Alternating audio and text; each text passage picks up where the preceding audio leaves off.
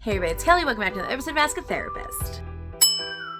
We're starting the new year off with a bang with a direct question that was asked of me recently, and that is, do I need to see a therapist to recover from religious trauma? This is a hard question for me to answer as a therapist. Because I want to be like, yeah, you do. You need to see a therapist to recover from religious trauma. And for some people, that is the case. But also, therapy is not an option for everybody. Not everyone is able to see a therapist long-term, put into place the practices that they're encouraging you to do at home, and recover in every way possible. The reason for that is pretty vast because some people are still living in the environment that brought the trauma into their lives in the first place. Some people are still in relationship with people. While they're not living with them anymore, they're still in relationship with those people who still believe the things that traumatized the person in the first place. And to go and see a therapist and either have to hide that you're seeing a therapist from those people so they don't ask you all the questions that you don't want to answer, or to tell them, yeah, I'm going to see a therapist. They're going to ask, what for? And then you have to tell them, because of the religious trauma that you inflicted upon me. Or, you allowed to be inflicted upon me. Can you see the problem? So yeah, therapy is not an option for everybody in those kind of situations. And when it's not, there are still things that you can do in order to start addressing those places for you. The brief answer to this question, do you have to see a therapist? If your question is, do I have to, or else I don't recover from the trauma? No, you don't have to. Is your question, is that the best course of action? Going to see a therapist who is informed and educated about religious trauma and the way that plays itself out later and later and later into your life, yeah, that can absolutely help speed up the process, make the process more thorough. It can give you somebody to bounce things off of, which is kind of important when you're dealing with these ideas that all are pressed onto you as internal things. It's pretty common for people with religious trauma to have trouble making decisions. And so in order to find a therapist, vet a therapist, and then see the therapist, there's a lot of decisions that have to be made. And for a lot of people, their decision-making ability has been called into question because they've been told to, lean not on their own understanding. Right?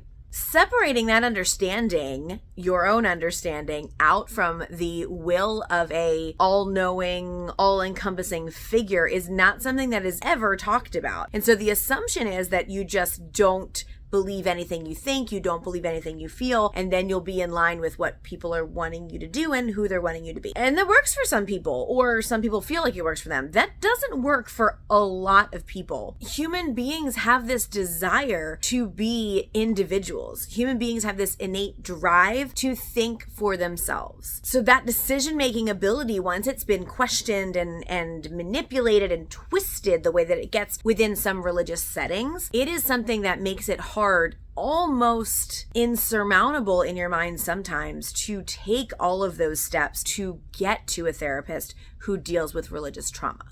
Also, as you're coming out of a very strict, very directed religious background, it is very common also for you to have a distrust of authority figures. Even if you're in a relationship with a therapist who's a good match for you, because not every therapist is a match for every person. Y'all need to know that. But even if you're in a relationship with a therapist who's a great match for you and who you've told your story to, when they start to speak authoritatively, if they do start to speak authoritatively, which sometimes we have to. In order to help a client achieve the goals in the session, sometimes we have to sort of push for answers, or we need to push for a deeper understanding of what's going on for the person. And that push can feel manipulative. That push can feel like someone is trying to push you in a certain direction. And any therapist that is good at their job, or ethical, is not going to be pushing you in a direction, or if they do unknowingly, that is the client's opening to take that power back and to say, I'm not comfortable with this. Now, if you have said, I'm not comfortable with this to your therapist and they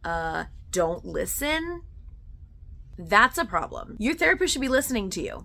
If you're seeing a therapist and you are specifically there to sort of untangle that ball of repression and confusion that religion has handed you over the years, and you're attempting to deconstruct and to work through that, I want you to be really clear, just because you see a therapist for religious trauma does not mean they're always going to be the right fit. A therapist who is in a good place to work with people with religious trauma has either never gone through religious trauma themselves, believe it or not, that actually is a good therapist to help you work through it, but also someone who has already done the deconstructing and the repositioning and done the work in their own lives in order to unpack. Oh, I hate that phrase. That gets said so much in the church, right? Like, let's unpack this scripture. Let's unpack this idea. And then someone does a whole sermon on it. Gross. I apologize for saying that. Anyway, in order to... No, unpack is the only word I have in my head for this. Your therapist has to have already done the work in their own lives so that they are not pushing their own religious trauma onto you and suggesting things or asking questions that aren't in the range of the things that you need talked about.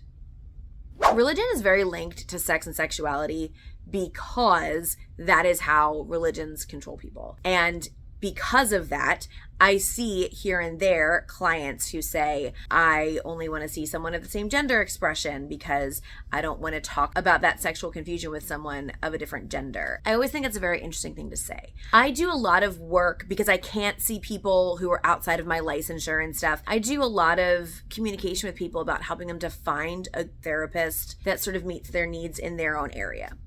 And so when I do that, I come across people who have requests for gender expression, age, prefer people who are married with children when they're talking about sexual confusion or sexual issues. And I've never asked somebody why, but I always want to know why. I always am very curious as to why, because I think for a lot of people who are unpacking religious trauma, that comes from purity culture and the idea that you can't talk to a woman about man stuff.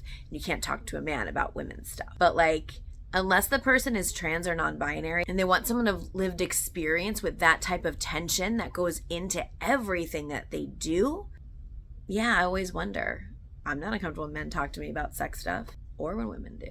I don't love the idea that there's man and woman problems because it keeps everything in such small boxes. I do believe that everybody can experience a wide range of problems and everybody is comfortable talking to certain people and not to others. We carry the baggage that we are hoping to unload into our decisions to see therapists. If you have issues with authority and you go in to see a therapist because of the power structure of therapy, you are going to see that person as an authority figure. Whether they're the most personal person in the world and the least authoritative person in the world, it really doesn't matter. You're typically going to see them as an authority figure of some sort. And that also means that your issues with authority figures are going to come up when you are dealing with an authority figure. Honestly, that's the reason a lot of people leave therapy prematurely, because they are not in a place to deal with their authority issues, and therefore it sort of stagnates their progress when it comes to healing. Seeing a therapist for religious trauma specifically is probably a good idea as long as you find one that is educated in religious trauma and what that means. The things you deal with later on in life are different when you've gone through religious trauma. If you want to know what some of those issues are that come up later in life as you deal with religious trauma, check out this video. And I'll be back next week with a video about what you can do personally, individually, or with a couple of trusted people if you can't get into a therapy situation to deal with religious trauma. That's it for today. Thank you so much for being here. I will see you all next time. And until then, take care of yourselves and each other.